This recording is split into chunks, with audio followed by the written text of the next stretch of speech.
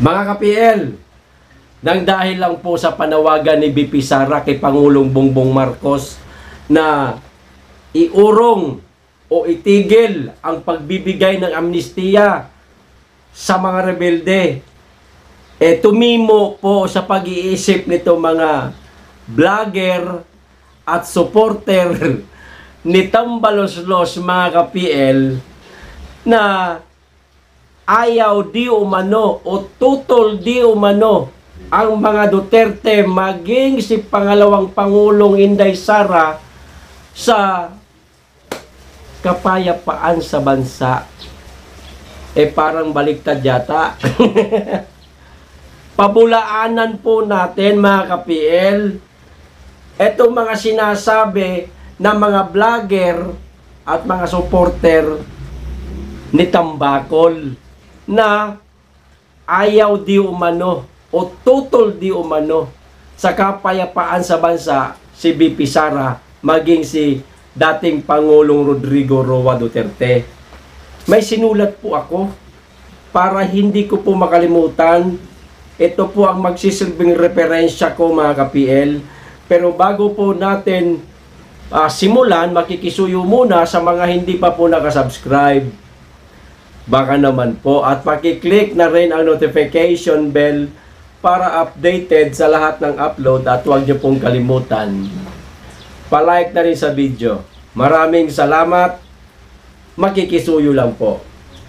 Simulan ko po, mga ka-PL, sa City of Davao, no? Kasi kilala ang mga Duterte na taga Davao talaga. Maging ang inyong lingkod po taga Davao rin, no? Ano sinasabi ninyo? Na ayaw na mga Duterte ng kapayapaan sa bansa.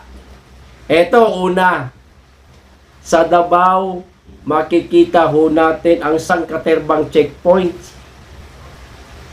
Lahat ng lagusan, no? Palabas ka ng Davao o papasok ka ng Davao, saan ka man galing ka man ng Bukidnon, galing ka man ng Oriental, galing ka man dito sa Davao del Sur, bago kayo makapasok ng Davao City, isang katerbang checkpoint po ang madadaanan ng mga kababayan namin dito. Baka hindi nyo po ito alam. Ito pa lang, checkpoint pa lang. Ibig sabihin, haharangin yung mga masasama ang loob na maaaring may masamang gawin sa City of Davao. Ayaw ba na mga Duterte ng kapayapaan? Checkpoint pa lang, maliwanag na. Pangalawa, katahimikan po sa loob ng Davao City. Maglakad po kayo ng 10 oras ng gabi. Normal man kayo o lasing, walang gagalaw ho sa inyo. Ipinapangako ko po yan. Danas ko po yan, mga ka-PL. Ilang beses po ako nga umuwi sa lugar namin. Medyo ngilit-ngilit na lugar yon. Ni sumutsut man lang sa'yo, wala. Pagtripan ka na, wala. Ganyan po katahimik ang Davao. Mag-cellphone ka ng mamahalin. Hindi ka matatakot na baka pagdating mo sa unahan, may nakatutok ng patalim sa'yo. Aagawin sa'yo ang cellphone. Kwintas na mga mayayaman. Nakakapagsuot po sila ng malalaking kwintas na namamasyal lang sa mga pampublikong lugar na napakaraming tao. Walang nang i-snatch. Walang magnanakaw. Mga malalaking hikaw ng mga babae. Sing-sing, walang hold-upper po. Subukan po natin kaya. Sa kamay nilaan magsuot po ng makakapal na kwintas, bracelet, sing-sing, hikaw, ewan ko lang. Baka 10 kilometro lang mula sa bahay, na-snatch na. Estudyante ko, nag-aaral ako noon sa Maynila, ilang beses po ako na-hold up cellphone at maging mga alahas ko. Yan pa lang katahimikan sa loob ng Davao. Sinisigurado ko po sa mga hindi pa nakakarating ng Davao, subukan nyo. Wala hong ganoon dito sa Davao. Ganyan po katahimik. Tapos sasabihin ng mga vlogger, ng mga supporter ni Tambaloslos na ayaw daw ng kapayapaan, ng katahimikan, ang mga Duterte. Ekis kayo, ekis. Nakadalawa na ito pa. Sinong Pangulo? Ang nakaisip ng NTF-ELCAC maliban kay Tatay Digong? Wala, di ba? Ano ba ang function ng NTF-ELCAC? Para sa insurhensya, para durugin ang insurhensya. Kamusta ngayon ang insurhensya? Kapraso na lang sila. Mga rebuilding grupo, iilan na lang sila. Sana ipagpatuloy. Sa bagay, pinagpapatuloy naman siguro ang NTF-ELCAC. Di ba si Tatay Digong lang ang nakaisip niyan?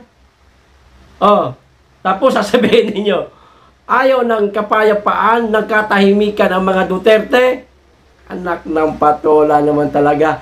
Ang CIF ni BP Sara, nilinaw ng dating Pangulo kung saan gagamitin ni BP Sara. Kaso naudlot lang. Inalis Hindi itinuloy Tinanggal Di ba? Sinabi ng dating Pangulo, para sa insurhensya, paglaban sa insurgency, at sa ROTC, sa mga kababayan natin ng mga estudyante, no? Para matutong magmahal sa bayan itong ating mga estudyante. Wala. Kamusta ngayon ang insurgency sa bansa? Sa ngayon, hindi pa natin makikita yan. Bago pa lang di ba? Wag naman sana mangyari na baka dumating ang isang araw, mapupuno ulit itong ating bansa ng mga rebelde. Mga ka-PL. Ngayon, ang nangyayari o ang nangyari sa Davao na katahimikan, kapayapaan sa buong city of Davao, ito sana ang gustong gawin ni BP Sara sa buong bansa gamit ang kanyang CIF. Ang problema, hinarangan ng iilang mga kongresistang may ayaw ng kapayapaan. Sila po ang tunay ng ayaw o umaayaw sa kapayapaan at katahimikan sa bansa. Yung mga Makabayan Black, sila ho yan. Huwag niyong paparatangan ang pangalawang Pangulo o ang mga Duterte na ayaw ng kapayapaan. Maliho kayo ng pinaparatangang tao. Ang pangalawang Pangulo gusto po ng katahimikan na dinaranas naming mga taga Davao gusto niya iparanas sa buong bansa tulad nung ginawa ni Pangulong Duterte nung siya pang Pangulo. 'Di ba? Napakatahimik ng bansa. Hindi naman 100% pero di hamak na maraming nagsasabi na mapayapa umuwi ang kanilang mga anak na estudyante, hindi sila natatakot kasi nga mas mapayapa ang bansa. Hindi ko po kinukumpara ang administrasyon ngayon ni PBBM sa dating administrasyong Tatay Digong, pero barilan dito, barilan doon. Journalist, nakasakay lang sa bus, tindero o empleyado ng isang coffee shop. Nakita niyo naman siguro yon sa Cavite nangyari. Pinasok ng isang lalaki itong barista, pagtalikod sabay binaril. Hindi ko sinasabi na walang ganyang nangyayari sa panahon ni Tatay Digong. Meron din naman pero hindi po sunod-sunod.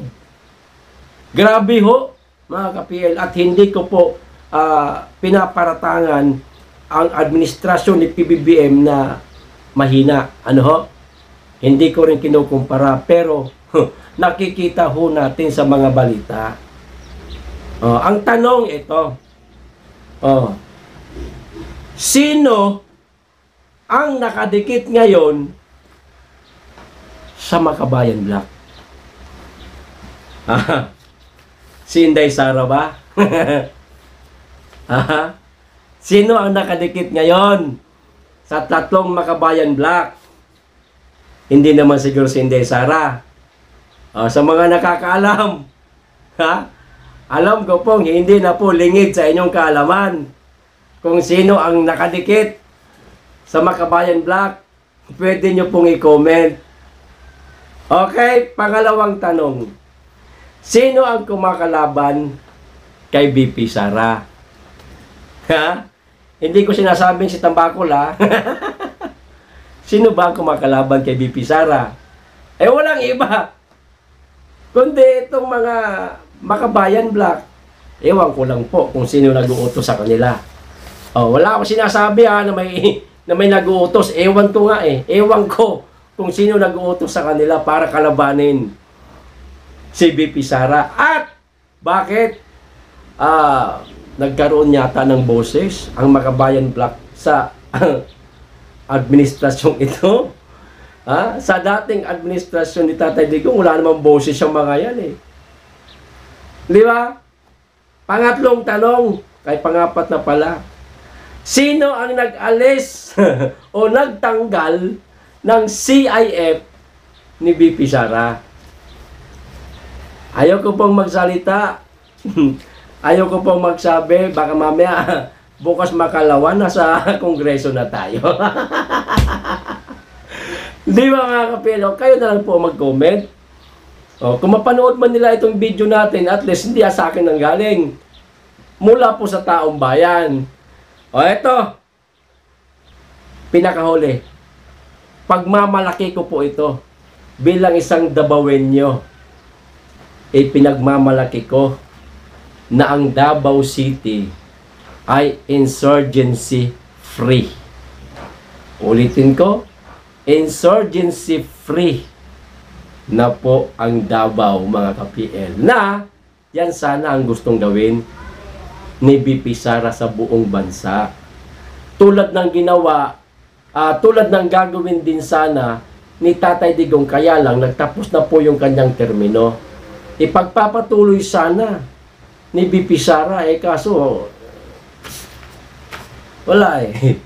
Hindi na-granted yung kanyang CIF. Ganun talaga buhay. Ayaw nila nagkapayapaan. Tapos ngayon, ang pinagbibintangan si BP Sara o ang mga Duterte na ayaw ng kapayapaan. Abay, parang baliktad po yata.